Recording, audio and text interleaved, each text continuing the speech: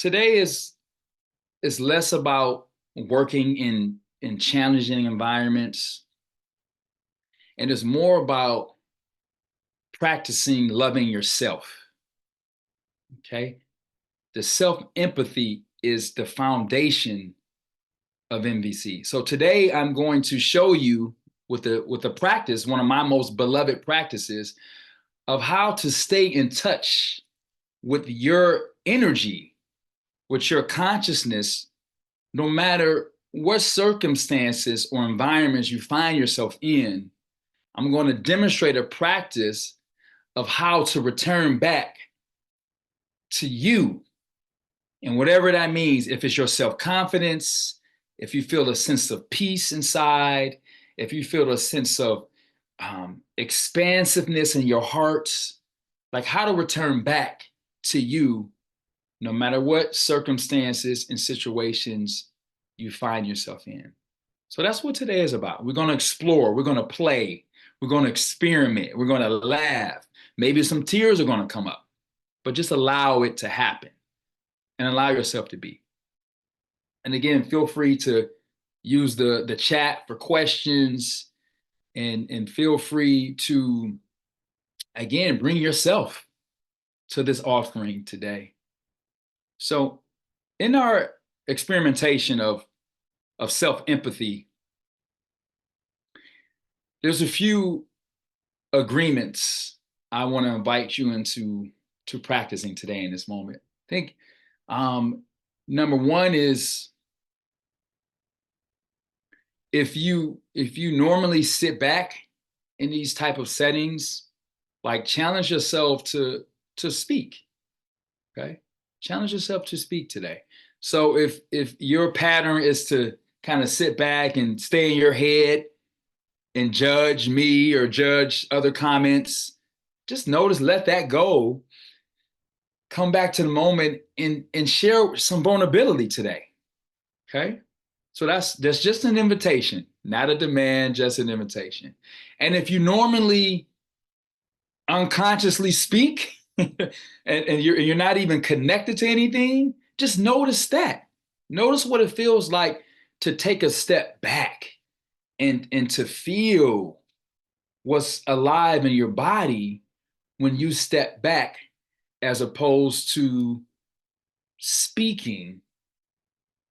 Because sometimes we speak out of habit, but sometimes we don't really have anything to say.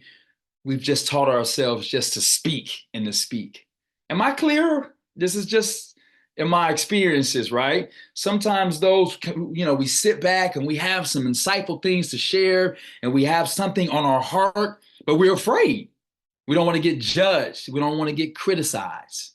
So today, my request is to let that go. And if you normally step up, step back. And if you normally step back, step up. And then also take care of yourself. Okay? Take care of yourself. If you need to pause, you need to go off screen, I think it's really important to check in and take care of yourself. And I think lastly, celebrate. Like the journey of self-compassion, the journey of self-empathy is to celebrate when you get it wrong. Because whoever's on this call, I know you're up to things that you care about. I know you're up to things you want to see in the world, things you want to create, things you want to let go. And to do that, you need to celebrate getting it wrong. So again, today, step up, we're stepping back, we're taking care of ourselves, and also we're celebrating. Okay, so let's just pause on that.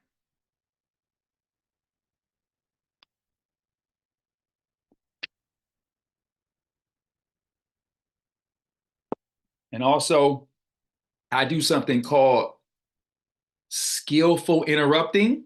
I put the skill in skillful interrupting.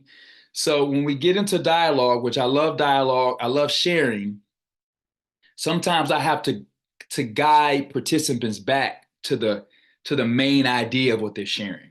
Okay. So if I do interrupt you, I don't mean any disrespect. I just want to help you get to to the fundamentals of what you want to share so everybody can benefit. Okay. So there'll be some times where I'll kind of pause and say, hey, let me ask a few questions and let me connect you back to the focus and the fundamentals of what you're sharing and expressing. Is that okay? Yeah, thumbs up, thumbs up. Okay. All right. So I have a question in the chat. Okay. So my first question is, well, actually, it's two questions. So the first question is, so what draws you to practicing NVC? I don't know if we have beginners or folks that are just been, exposed to this type of consciousness in the last few weeks or months or years. So in this question, I'm just curious about like who's in the space. So what draws you to practicing NVC? I mean, I think that's the first question. And then the second question is,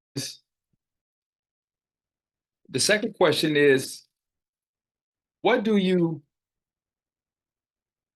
wish for yourself and the world? So again, what draws you to practicing compassion, practicing nonviolence? And what do you hope for? What do you dream? What are you longing for? What do you want to see for yourself, right? And for the planet and for the world. So take some time and reflect on that question. For sure, if you need to shut off your camera, that's fine as well.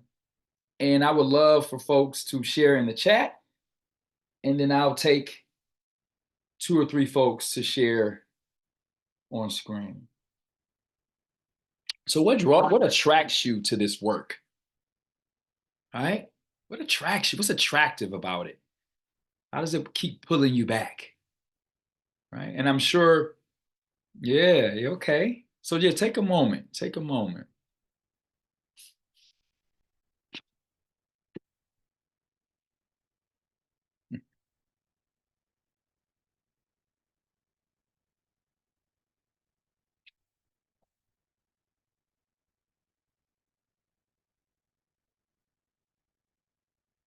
And we're starting this practice because self-empathy really is spending time in inquiry, self-inquiry, like asking questions, like thoughtful questions, and grappling with those questions. Not like it's a test or an exam, but this is a reflection of things that are important to you. And it's getting you to see what's really underneath the surface of life. Okay. So I'll give maybe a minute or two for more responses. What draws you to practicing compassion, practicing NVC, this type of consciousness? And what do you wish for yourself and for the world? And if you're grappling with this question and there's some discomfort, that's part of self-empathy. Okay. Self-empathy sometimes means you're not going to find the right words. Self-empathy could also be a sensation, heaviness, tightness, constriction, and then you bring compassion to that. And maybe that's all you have for today. Okay. I want us to understand, NVC is more than just a language. It's more than just a process of communication. It's a constant reminder to place your attention on places where you're more likely to get what you're seeking in life. And sometimes we're so used to self-hatred and self-blame and self-denial, it's hard for it to come up. So whatever comes up, it might not be words. So we don't want you to blame and shame yourself. Just notice that. and track that. Is that clear or no? I don't know. If it's not, let me know, because the way I practice NVC is really like meditation. NVC really is meditation because it's about where the attention goes, the energy flows.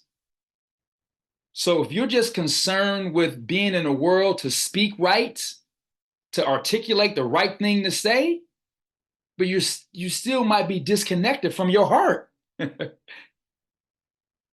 And you spend a lifetime wondering why you don't get the connection, that the deep connection that you seek, because underneath you stay on the surface because you don't want to be judged for speaking in the wrong way. So I don't know if this applies to anyone on this beautiful screen, but I'm here to say, when you come to my training, it's more about like the energy and the body, and it's less about the words. It's about your expression and being connected to your expression. That's what creates healing. That creates trust between people. That's when people let their guards down. When you're connected to the words that you say and your body is settled, you can make room for other people's self-expression. I'll say it again. When you're really connected to your energy, you're connected to the life energy that flows in each moment. And sometimes we stop this energy because we get in our heads, concepts, beliefs, thinking mind. But when you can get back into your body, into your heart, then other people can feel that connection, and then they let their guard down as well. And then it creates a mutual flow.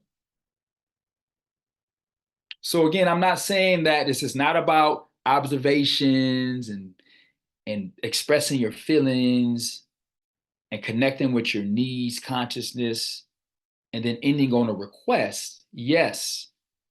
But at the same time, are you connected to what you're saying? Or is your intention just to get your way? You're trying to use NVC just to be right. You're trying to use NVC just to win an argument. You're trying to use NVC just to control, to be more controlling, but it sounds compassionate.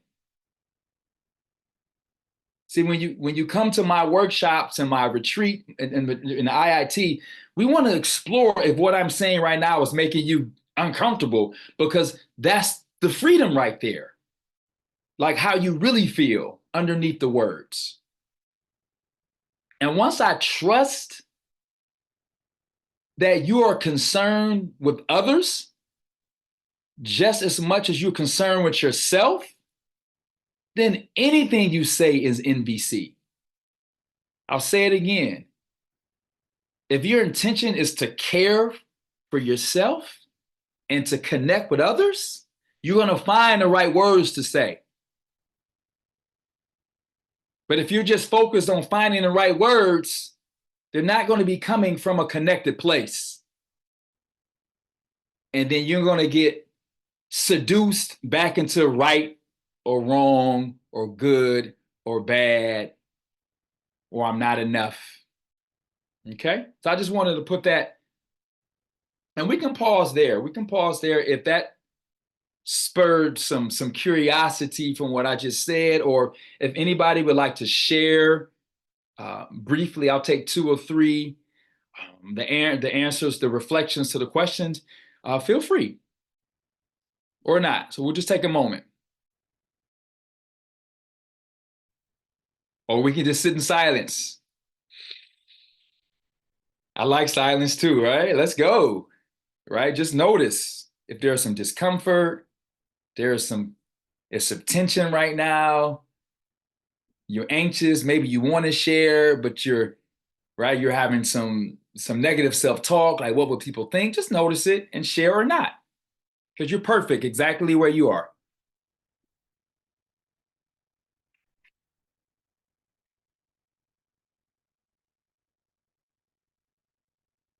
Okay.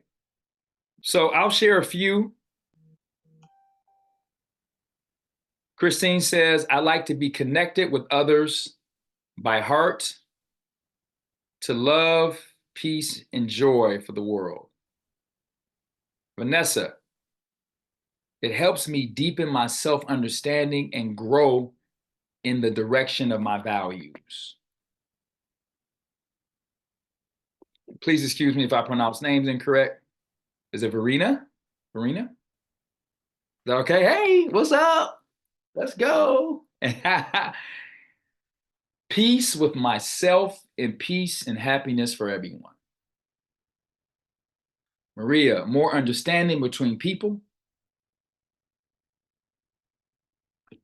Is it Fabian? Fabian? Hopefully I said that correctly. Fabian? Understanding myself more deeply to be able to support others better. Martina, openness between the people. Dagmar, I love to feel this inner peace even when I think of difficulties. Compassion and self-compassion changes everything. Connection with myself and others. That was Eva. Christina, observing and experiencing of a lot of suffering and violence on all levels. Love for human beings and deeply wish since my childhood to find a way to contribute to connection and understanding. Christina, where's Christina at? Hey. Yeah. I said, what I wish for is a beloved community that's inclusive and emotionally safe for all, that acknowledges domination and power differentials from a place of healing, reconciliation, and interdependence. That's what I'm building as we speak. That's so important to me. Claudia, ease and rest. Vanessa, to learn to truly hear and understand each other, leading to more authentic and compassionate connection, understanding. Angelica, Christina, this evening, encouragement, trust, and growing. Okay. Would anyone like to share before we continue? What's alive in this moment? Just making sure we're okay. See some folks taking notes, and you can loosen up a little bit. It's okay. I'm more energetic in person too. Watch. Just would like to encourage people to dare, because maybe for most of people here, English is not their native language. So just I would like to encourage you, if you don't find a word, you can say it in German. I'll help translate, or others. Love that. Yeah. I'm just imagining it's writing is safer than speaking up in a foreign language. So just want to invite you, dare to make mistakes. We said celebrate. So, or say it in German, and we'll translate, just to encourage the the discussion here and exchange. Thank you for that, Iris. That's why I'm pausing, just letting it sink in.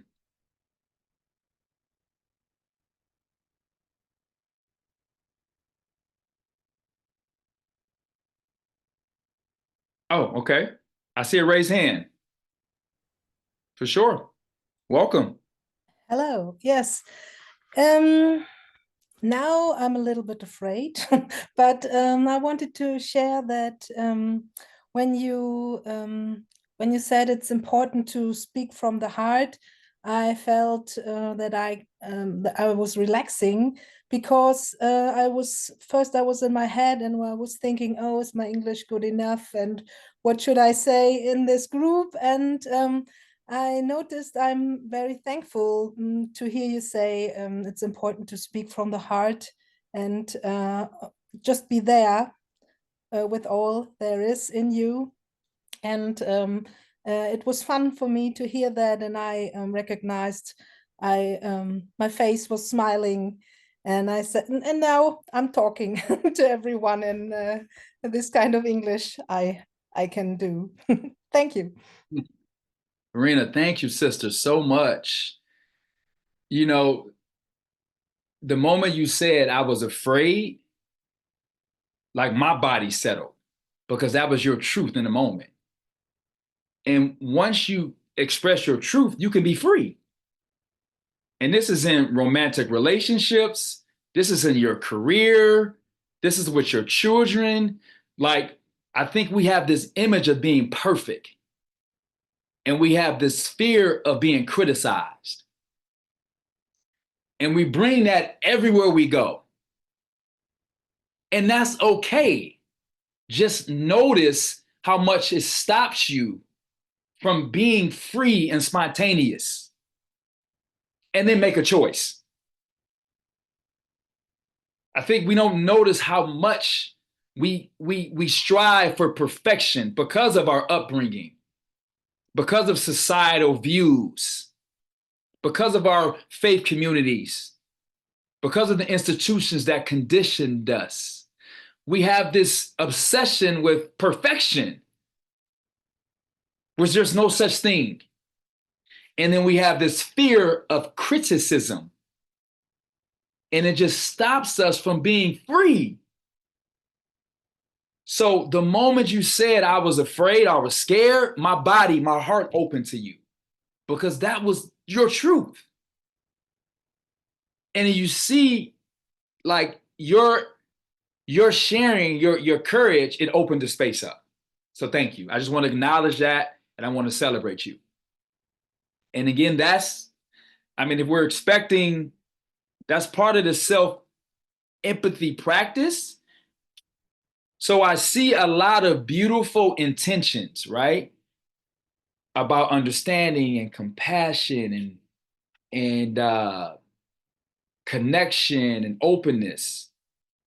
But if we don't practice in the moment, it's just an idea. If you don't learn to take your vision and start to practice it, then it's just going to stay a concept. And the practice is all about discomfort, learning some of those uncomfortable emotions, learning to live with tension, learning to live with that temporary pain we feel when we do share, when we're afraid to share. So this is part of the training, is to speak openly and also to speak honestly is a real important part of loving yourself, the self-empathy practice. So thank you. Anyone else before we move on? Okay. All right. So let's notice. You'll see me moving my shoulders. You'll see me pausing. Because there's so many factors that try to separate you from the moment. They're so unconscious. So that's why I like to do my breathing practice. I like to do a movement practice. I like to smile because, again, I have insecurities. I have anxiety as well. So this is a moment-to-moment practice. So just to share a bit about me before I get to the tough environments. So I've been married for 27 years. And I have 2 adult children. My daughter is 25. She's married and she's expecting a baby anytime. So I'm going to be a grandfather. Oh my God. I have a son that's 23. He's engaged to be married. And he lives with his fiance as well, a few hours away from where my wife and I stay. And the reason why I talk about my relationship with my family is because 17 years ago, I discovered NVC as a high school teacher. I was teaching in a high school with 16 to 17-year-old students. I was teaching American and world history. And someone introduced me to nonviolent communication. And just like everyone, I said to myself, I don't need that. I'm fine. I'm good. I don't need that. And there was a situation where I didn't realize how much I suppressed kind of from, I know someone talked about their childhood. Like I didn't realize how much I suppressed, from my childhood and how much when things didn't go my way, I only thought I had two choices. I thought I had to submit or I thought I had to lash out and rebel. So my whole entire life, until I was introduced to NVC, I think I was 28 years old. I thought I only had two choices: to give up or give in, or to lash out and rebel. And that limited my world. It limited my world as a husband, it limited my world as a father, and it limited my world as an educator, as a teacher. So when I realized that I really needed support in being able to be open and honest about my feelings and also being able to accept people for who they were, that's when I really realized that NVC could really support my life, and not just my profession, but also in my family.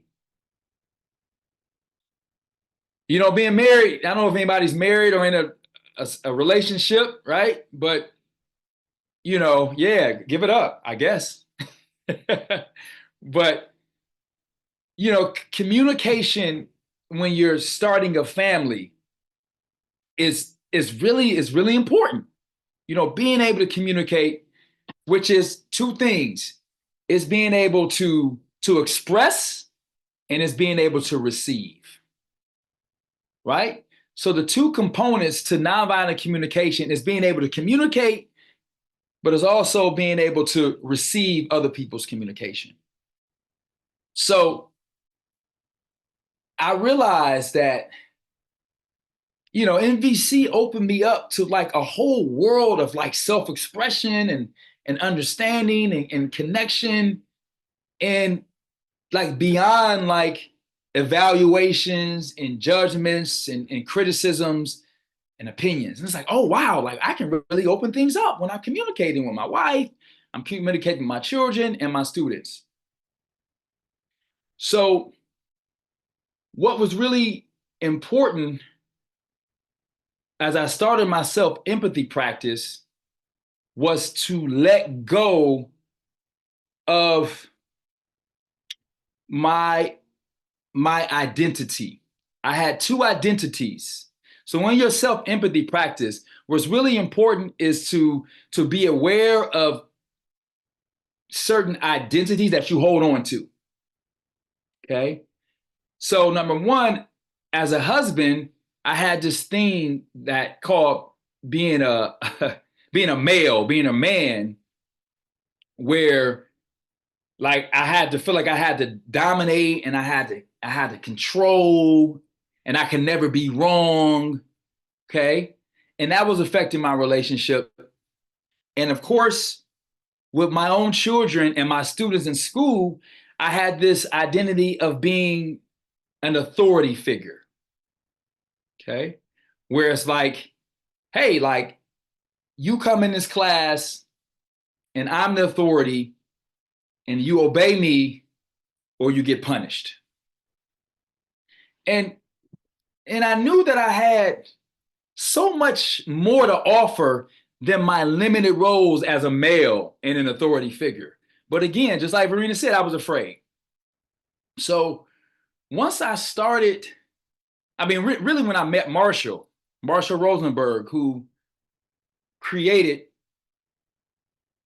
NVC consciousness from the nonviolent movement in the 1960s, and I saw how open he was and how composed he was, no matter how people expressed themselves towards him. I was like, wow, like it sparked something in me. So I wanted to study it. So I started to study NVC. I started watching his tapes.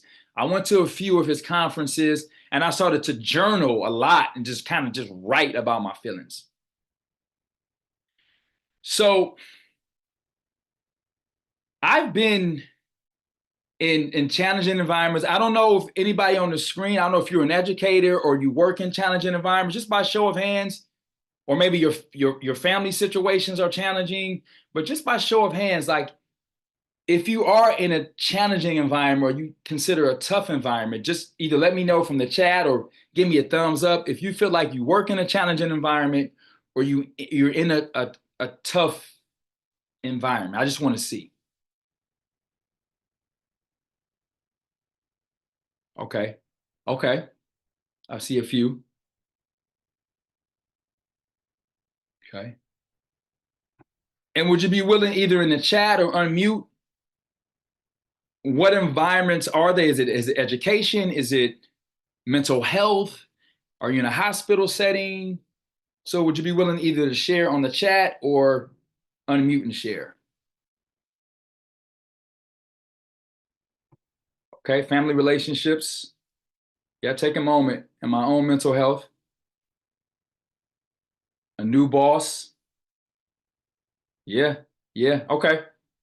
So I just want everybody to bring, even if it isn't a tough environment, maybe the relationship you have with yourself is challenging. So I just want everybody to have something to work with, right? So right now, before we go over this practice, take a moment and reflect on a situation or a circumstance that you find that's challenging, okay? I just want, for the purposes of my exercise, I want us to have, oh, it's okay, something to work with. So even as I'm sharing, you can just think about your tough, challenging environment. So for me, I didn't know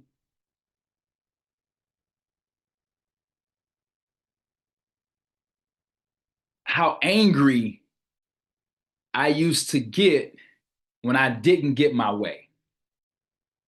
So when I start practicing NVC, I started to see patterns in my interactions with my wife, with my own children, and with my students. Now, you see, I've always had this enthusiastic personality, fun-loving, until I didn't get my way.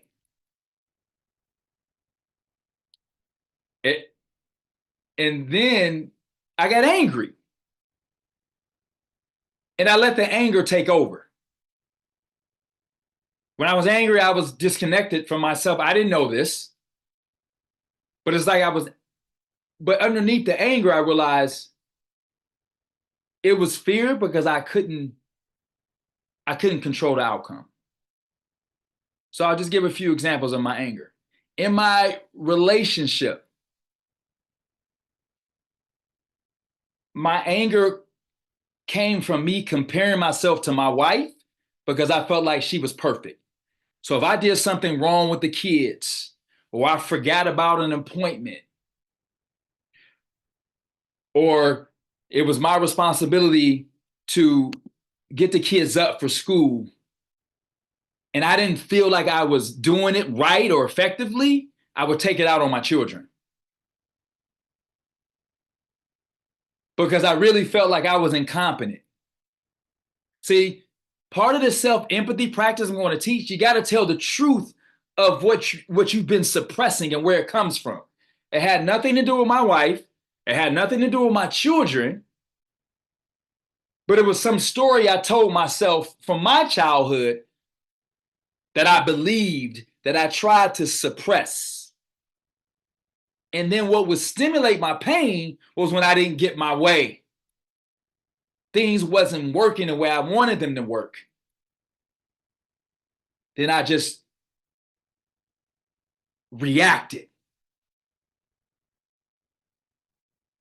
So and this happened for years. Before NVC, it happened a lot during NVC. So I want you to understand, if you're new to NVC or if you're not new, it is a process of healing. And it is a process of being in the present moment so you can feel and be in tune with the life that's in you right now so you can be free to choose. I didn't realize how much my life was a reaction to my past circumstances.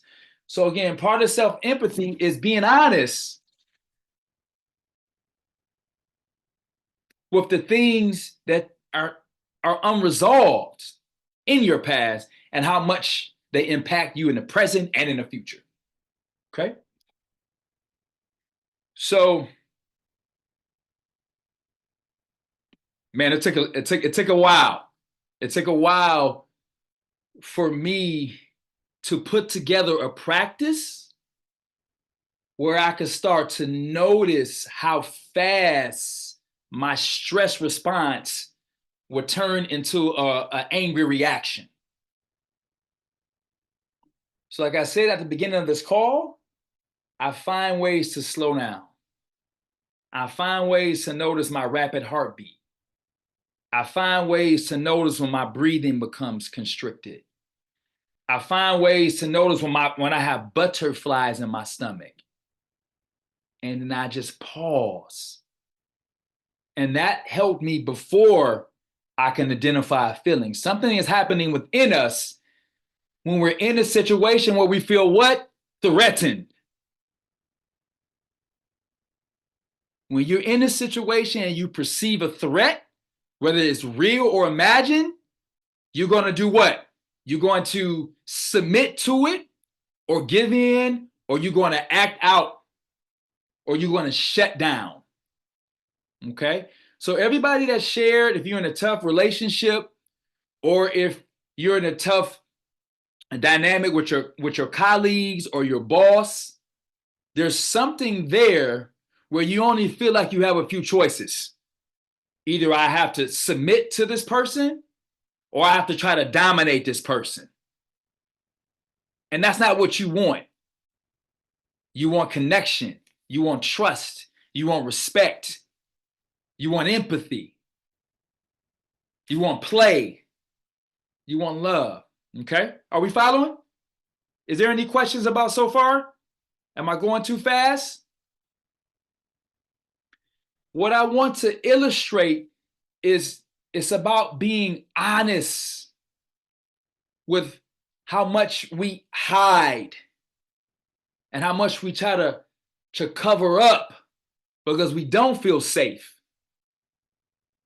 Sometimes we don't feel safe even with our spouses, even with our family members, our in-laws, our colleagues. So we just try to act the part and keep everything inside.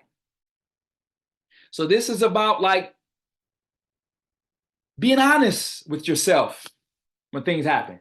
So NVC helped me start to realize that I was an adult that kept responding like a child.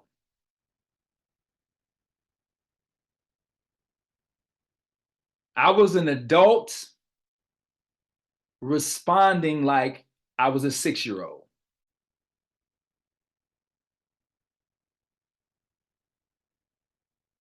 When I didn't get my way, when things didn't go the way I wanted them to go, when I didn't think I was good enough or smart enough, or I had the experience that I was being threatened or intimidated, thought I had two choices: to submit to it, to give in, or to lash out and to rebel. In NVC, you have a world of choices. There's a freedom of choices within NVC, but it's important to do the self-empathy first. Okay? Let me see any. You feeling me, Fabian? Let's go. I'm feeling you too. Yeah. All right. So the first step, I'm going to do two things. I'm going to talk about my role as a father and a husband, because that was challenging, raising a family. And I was young. I mean, I got married. I was 20 years old when I got married. I was young. And then I'm going to talk about my role working in education and working in mental health. Okay. So I'm going to try to do it all, like raising a family and also being an educator. And I worked in a lot of challenging environments in the United States. And then I also worked in mental health. So when I say mental health, I don't know in your country, I'm sure you have mental health facilities for teenagers and young adults who've been traumatized and they live in a residential setting. So when you talk about kids who have been abused, they've been neglected, they've been sold into sex slavery, they come from drug addicted families. Okay. I was a director and I was working in like residential cottages, helping these young people get the therapy they needed so they can be integrated back into society, whether in a foster home, reunited with their families. Okay, so that was some of the environments I was working in. So that's kind of where I'm going to kind of share. Okay. So in this practice, the self-empathy practice, we already did step 1, but you might want to do it again for your specific situation. So if you're talking about your relationship to your tenant, I see Lisa, or your family, okay, or your relationship to yourself, the first thing you want to do is you want to have an intention or a vision. Okay. That's the first step. So when you have an intention or a vision, 90% of NVC consciousness is about your vision. Like what do you want? What's most important and what matters? I'll say it again. 90% of this work is about your imagination. Like, what do you want and what matters? Okay. So you can use this intention that we used earlier. You probably can adjust it to different situations. But the number one thing is what do you want and how can you remember what you want when it matters the most? What do you want and how can you remember it when it matters the most? Okay, that's number 1. Okay. Number 2 is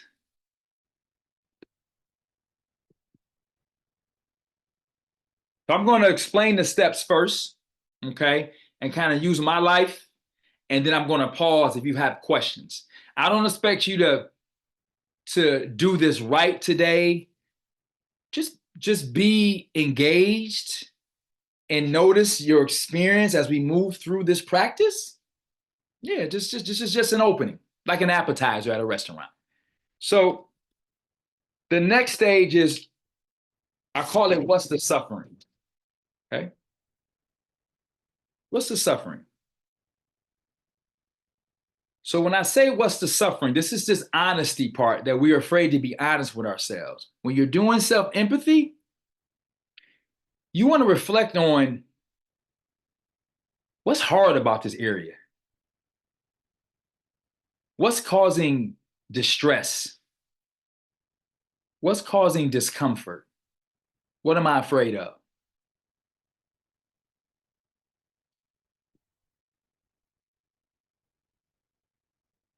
Where am I disempowered? I'm losing my power. You know, trauma just means a loss of power. When I work with young people and children that's been abused and neglected, they feel powerless and helpless. So where am I losing my power? So in your area, I think the second part of this is what's the suffering? What's painful about this area? What's causing me distress? What's causing me discomfort? Okay. This is called, what's the suffering for you, not for the other person. And I see, yeah. And then also, in addition to this area, what's causing you to worry? Are you constantly defending yourself, attacking? Are you avoiding? Are you giving up? Do you feel resigned or hopeless? Or are you constantly apologizing to somebody and you don't even mean it? I'm sorry. I'm so sorry. You don't even mean it. Okay? So the first part of this practice is working with an intention. What do you want? What is your vision for yourself in this situation? And how can you remember it the most? How can you remember what matters the most? Okay, how can you remember? The second part is, what's the suffering? Okay. What's painful? What's hard? Are you always defending against somebody? Are you worrying? Are you over apologizing? Have you checked out? Have you given up? Is that clear? So this is more like a reflection practice, okay? So it's like a journaling. So what's powerful about my NVC practice is I do a lot of journaling. I do a lot of reflecting. That's kind of how I grapple with life. Like I go out and experience life, and then I pause and go write about it. Honestly, whatever's going on, okay? So that's kind of like my style. I'm very interactive and engaged. I'll get you up, I'll get you moving, and then I'll get you quiet to reflect on what's really alive in you. So I'm giving you a bit of how I lead. So we'll stop there. So my intention at this residential treatment facility, we work with children between the age of 9 and 17. And like I said, they come from abused homes. They come from foster care. They come from the streets. And a lot of these young people come with a lot of behaviors, a lot of challenging behaviors, violent behaviors, suicidal behaviors. A lot of these young people have been abused by adults. So by the very nature of me being an adult, they feel threatened. So I'm just setting the stage on this environment that I work in, that I supervise. Okay. And they're teenagers. I know we all know how hard it is to be a teenager. We were teenagers once before. So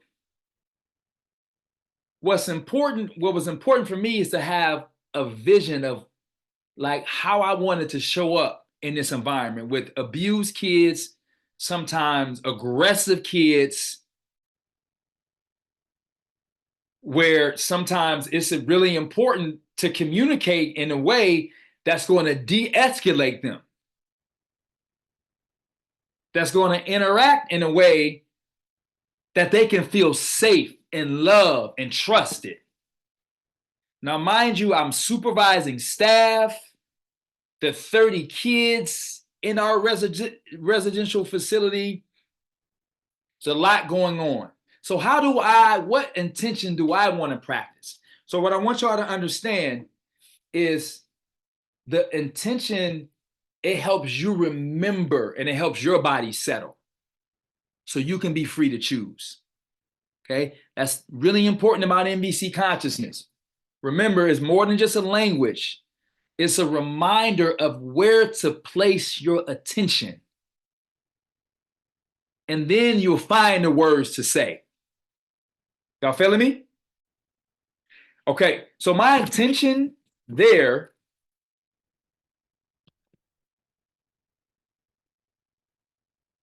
was to be playful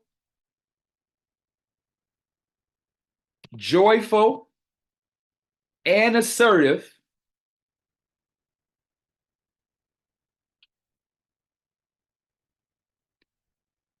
Playful, joyful, assertive, and spiritually grounded.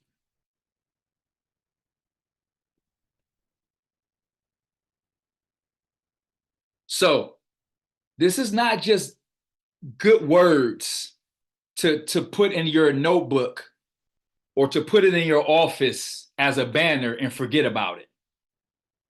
When you have a vision of how you want to be in the world with your family and your community and your colleagues, you have to find ways to remember it in trying circumstances. Okay, playful, joyful, assertive, but spiritually grounded. So this intention that I created today, it took me a while, a lot of mistakes, a lot of getting it wrong to come up with something that was connected to. I want you to understand it's a lot of work. It's a lot of examination. It's a lot of play. There's a lot of experimentation. You're not just going to look on your feelings in these sheets and find something and then that's it. Okay? Takes a lot of practice. But that was it. So there will be times where I would walk into a dangerous situation. And one time I walked into a situation, it was a kid, he had climbed up into the ceiling and pulled down like a lead pipe.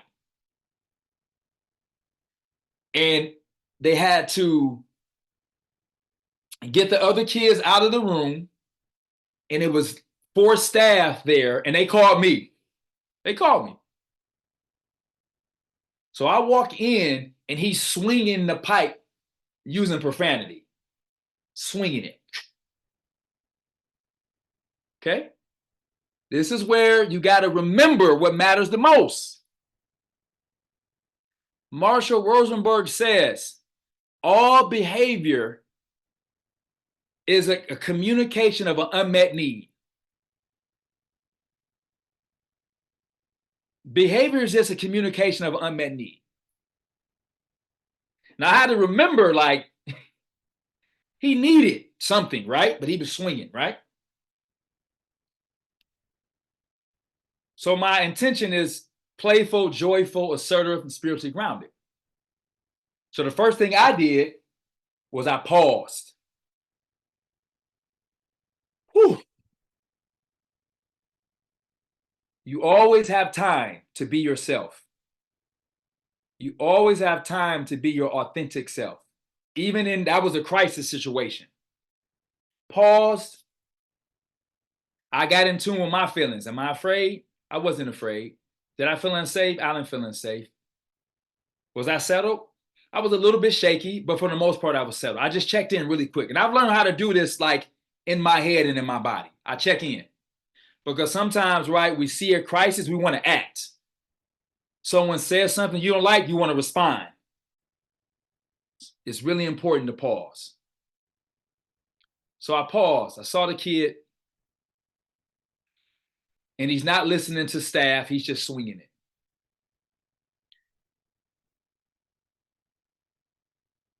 So I checked in with myself.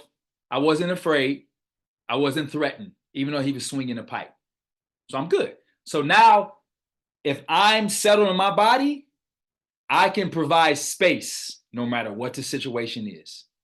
So I just offered some words. I said, imagine his name was Billy. I said, Billy, man, you having a tough day. Fuck you. Fuck you. I said, okay. You want to tell me what happened? No, I don't want to tell you what happened.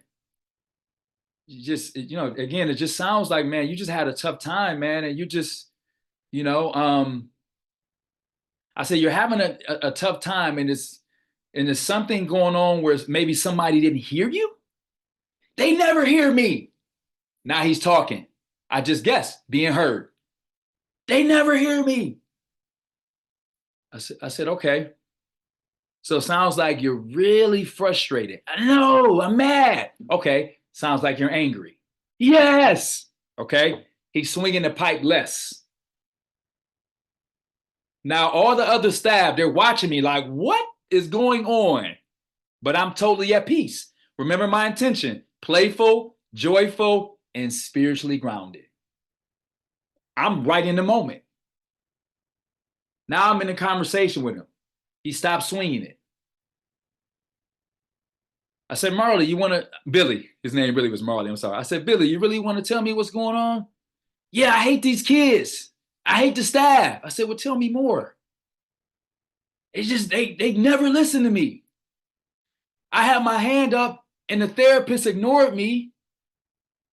And then when I talked to my the kid next to me, then she told me I was in trouble and I just lost it. So I said, it sounds like you wanted to be heard, and then you let your anger get the best. I'm tired of acting like this, but I just can't help it. I said, I understand. And I said, well, Mark, what do you need right now? I don't know. I said, you want some water? You want to sit down? And then I remembered this kid. I would do exercises with this kid even before. And I was like, Marley, we do the push-ups, bro. You want to do some push-ups? He's like, fuck yeah, that's because I remember, like, when he gets in his head, sometimes what settles him is physical activity. These kids are in this small room with about 20 kids, 2 therapists. They're sitting on top of each other. It's hot, it's muggy. So I'm like, you want to do some push-ups? Started doing some push-ups. I mean, you couldn't believe how, like, the staff, how they were looking like, wow. Once we did 20 push-ups, and I did the push-ups with him, right? Because compassion is about accompaniment. When I work with kids in whatever environment, I want them to know I'm with you. If we're going to do push-ups, we're going to walk in the snow, I'm walking with you. I walk with kids in cold weather, I'm with you. Did the push-ups, he settled, we start talking. And then I got him to express how he just wanted a friend. He's like, staff don't understand me, I'm weird. The kids don't understand. He said, Mr. Morris, you understand me. I said, I know, Billy. It's cool, man, but we got to work on a different way. Like, right? When you get hurt and you don't feel seen, that you can do something that doesn't lead to you climbing up and grabbing a pole and swinging it or hurting yourself or hurting others' residents. Yeah. So I'm just going to pause there. And that's the gist. And I had a lot of situations like that, right? What's a lie for you? Would anybody be willing to share what came up for you as I told the story? What emotions came up? Any thoughts? Anything real? Maybe you thought it was like I was lying. You thought that couldn't be possible to happen. Like, whatever. Would anybody want to share any reflections on that story in the chat, or you can unmute and share? Yes. I'm impressed by you saying I'm with them. I'm always with them. They need a friend, or they need someone with them. Companion. Word companion. Yes, and that connects with me. Thank you. Yes. Thank you, Dagmar, for sharing that. Not giving an advice, do this or do that. Just I do it with you. It makes so much difference. Yeah. Yeah. So first of all, I made sure, like, I was able to give. See, that's why self-empathy is so important, because when I give myself empathy, then I can offer it to others. When you see somebody as an enemy, your tenant, your husband, your wife, your children, in that moment, you need empathy. When you don't want to connect with a human being, you need empathy yourself. So part of that story, Dagmar and everyone else, is I had to check in. Am I okay? Am I willing to offer myself? And the answer was yes. And that's where we make our mistake. We don't check in to see what's alive in us. I had to, touch my belly. I had to see what was up for me first. And then I could connect with the life that was in front of me. Because NVC is about energy. It's about connectedness. And whether we think so or not, we're all connected. Sometimes it's hard for us to see because we're in our head, thinking, evaluating, judging, criticizing. And then that depletes the life energy that we need to offer to others. Okay, thank you.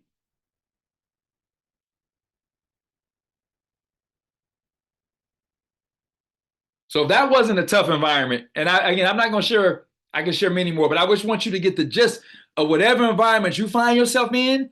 I want you to be your authentic self. I want you to understand that you are enough. You are enough.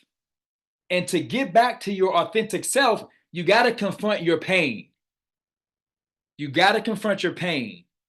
Your judgments, your guilt, your shame, all those things come up in these situations. There's a mirror to how you feel about yourself.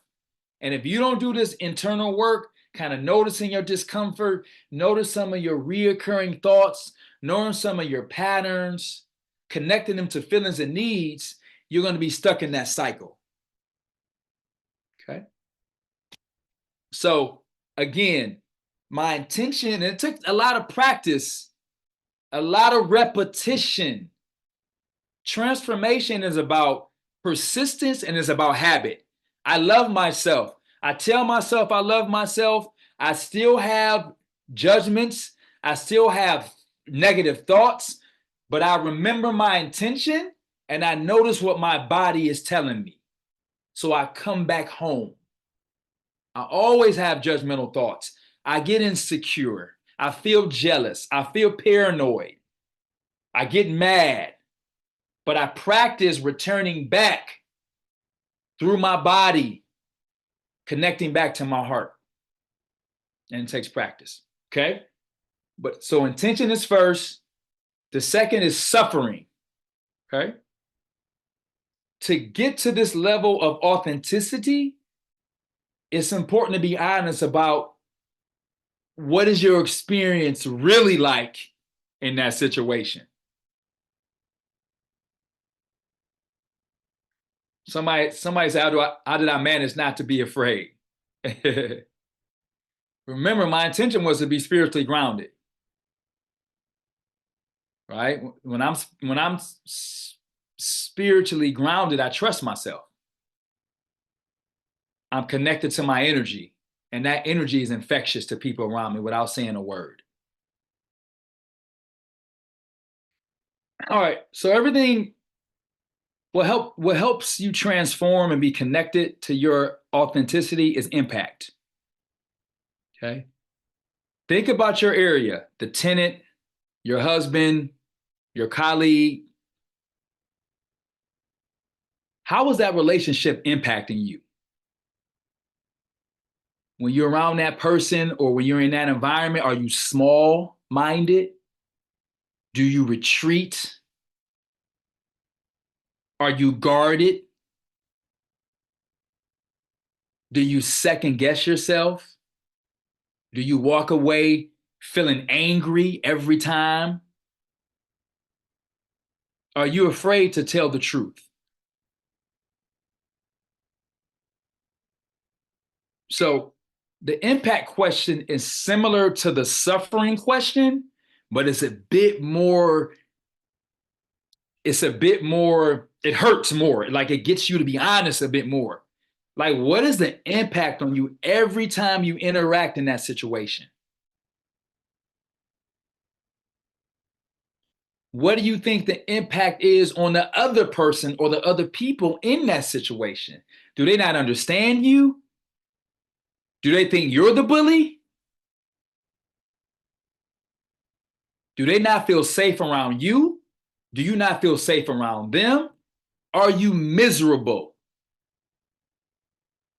What's the impact? Are you often just disconnected in that situation? Okay? So going through these steps, it's not sequential. You don't have to start with your intention. You can start with what's the impact with my wife. Every time we talk about the kids, I run out of the room. Or every time I come home from work, I wanna laugh and play with my kids, but I yell at them.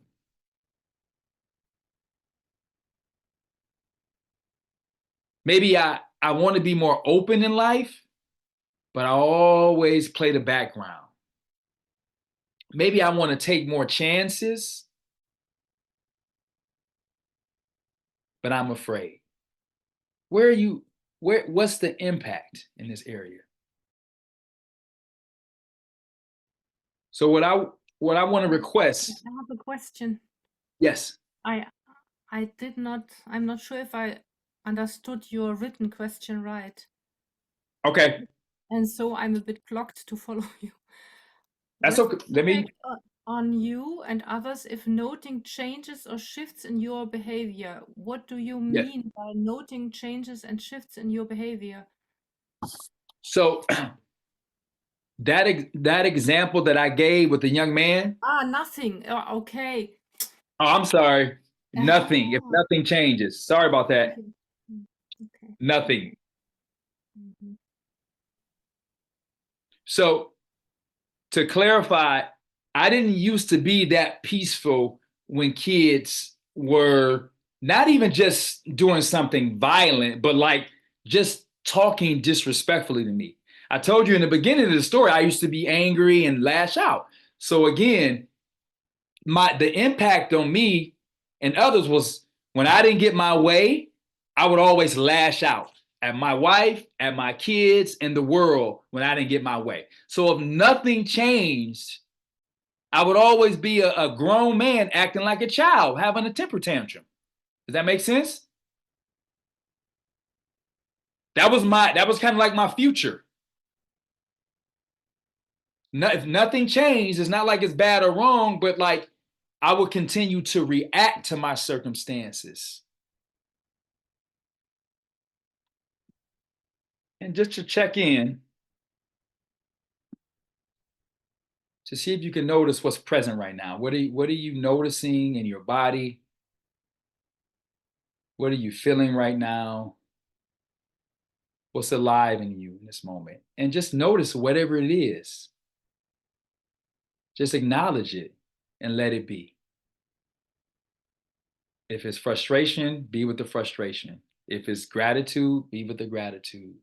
If it's confusion, be with the confusion. Okay, just notice what's alive. Name it and just let it be and just take a moment.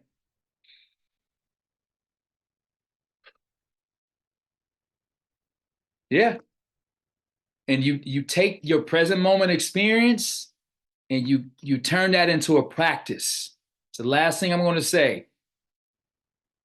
All my unpleasant emotions, the fear, the doubt I had, I kept working with those emotions. And when you keep working with those negative and unpleasant emotions, on the other side of that is authenticity, it's freedom, it's you. So in the last piece, to this practice,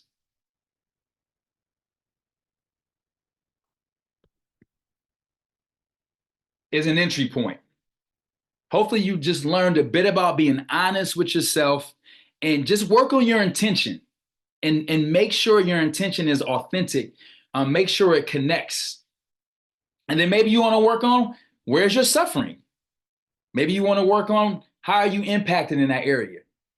Okay. And then take one thing you want to do. You want to journal more. Maybe you want to meditate more. Maybe you want to exercise, or maybe you want to have honest conversations with somebody you trust to continue to work on this situation. Okay. So that is my time. Hopefully this was meaningful. Hopefully I'll see you in Germany in 2025 so you can get me for 9 days. I think this was really important, the self-empathy practice.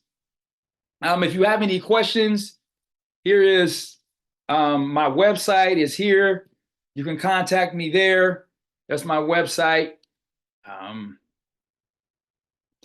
My email is here.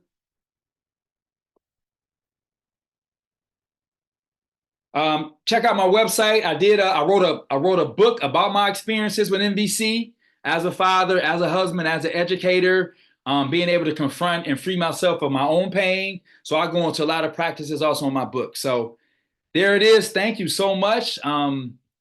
Again, hopefully this was meaningful. I hope it was worth your time, and I hope it was helpful. Wow, thank you so much, Morris. I think you should get a huge applause. I really enjoyed it. And I hope everyone understood now why we invited you to come over to bring this to Germany, to bring this to the International Intensive Training in September. And I really hope, I mean, few people here already are registered, and I guess their joy and anticipation has already risen, and everyone else might want to register. So thanks so much. It was so much fun. It was so deep and light. I guess that's a combination you're bringing. And I really love the almost radical approach you're bringing to the self. Like, Oh, yeah. what's my part in it? What, let's face it. And it's not always pleasant. And that's part of the game. So really loved it. Thanks so much. So if there's any questions about the International Intensive for folks, just reach out to us. We'll send the link out again.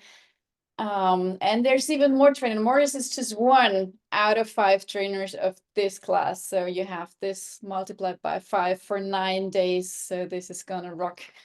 And I'm so much looking forward to seeing you all there. So, Remember, you can always practice being yourself. Have the courage to be you, no matter what people say, no matter what people do. Be you. You're worth it. all right. So let's open the mics and give a big round of applause. Thank you. Thanks, Morris. Peace.